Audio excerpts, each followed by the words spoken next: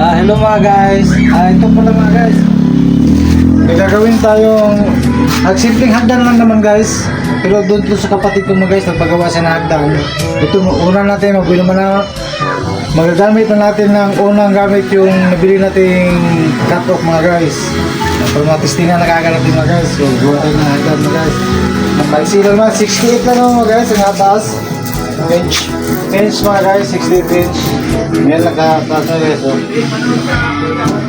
Sige mga guys, bye-bye mga guys.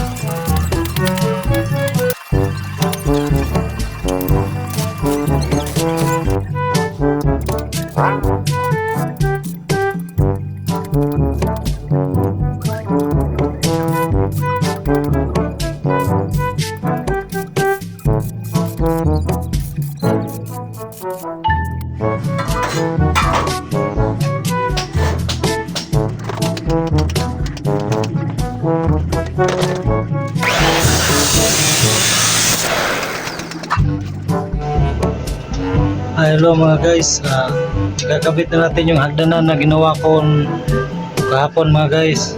Ito sa kapatid ko to, bahay ng kapatid ko to mga guys. Ito na yung hagdan mga ito. Para bubutasan papuntang bubong mga guys. Akit niya ang bubong niya mga guys. Pero mga guys,